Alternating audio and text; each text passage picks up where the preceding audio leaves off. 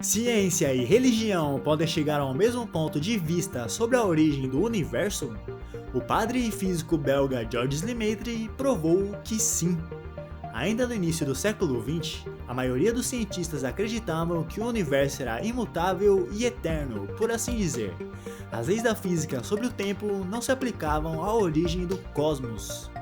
Durante 7 anos, o astrônomo americano Vesto Slipher investigou aprofundadamente as galáxias e detectou que elas estavam se afastando de nós e umas das outras, usando a técnica do desvio para o vermelho, que indica que, à medida que um objeto se afasta, a luz que ele emite é esticada para comprimentos de onda maiores, o que nos permite medir sua velocidade de recessão. Mas mesmo que suas observações indicassem o afastamento, não havia uma correlação com a origem e expansão do universo, e seu trabalho só foi valorizado de fato muitos anos depois. Ainda, os cientistas permaneciam com a teoria do universo estático.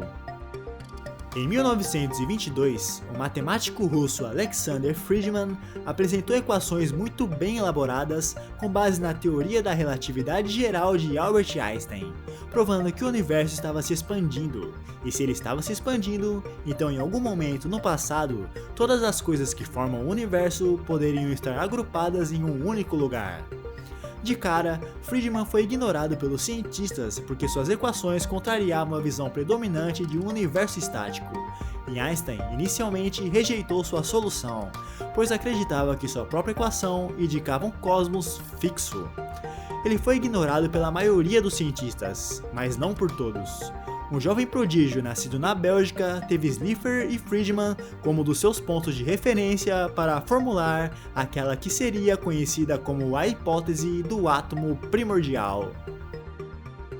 Um homem que era padre e astrônomo ao mesmo tempo parecia algo até contraditório para a época, já que a ciência era vista por muitos como algo separado da religião, e um cientista teórico sendo religioso gerava desconfiança.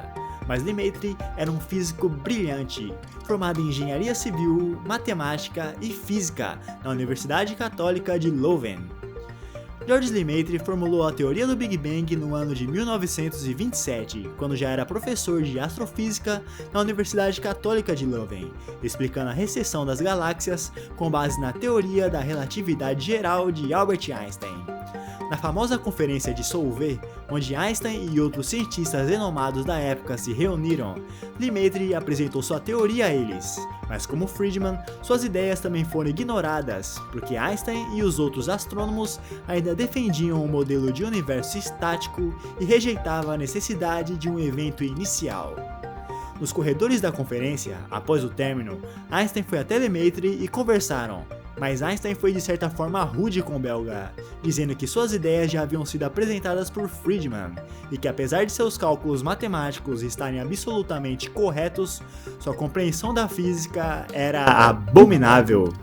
Apesar da rejeição inicial de Einstein, Lemaitre não se desanimou e continuou seus estudos sobre cosmologia, refinando seus cálculos e buscando evidências que pudessem comprovar sua teoria. 2 anos mais tarde, a teoria de Lemaitre se provou verdadeira com as descobertas de um astrônomo chamado Edwin Hubble. Numa noite clara e histórica, no Monte Wilson, na Califórnia, Hubble, utilizando um telescópio Hooker, confirmou que o universo estava em expansão e que as galáxias estavam de fato se afastando umas das outras. E quanto mais distante uma galáxia se encontra, maior é a sua velocidade de afastamento. Hubble utilizou a análise espectral da luz emitida pelas galáxias, observando o desvio para o vermelho, que indicava que elas estavam se movendo para longe da Terra. Essa, que ficou conhecida como a Lei de Hubble, mudou de vez a opinião da comunidade científica, que agora acreditavam num universo dinâmico e em evolução. Se o universo continua se expandindo e as galáxias estão se afastando umas das outras, a teoria de Lemaitre se provou verdadeira. Houve um momento na história do universo em que tudo o que conhecemos se originou de um único ponto, o átomo primordial. Apesar do nome átomo primordial, este nome era apenas uma metáfora, pois os átomos também não existiam antes do espaço-tempo.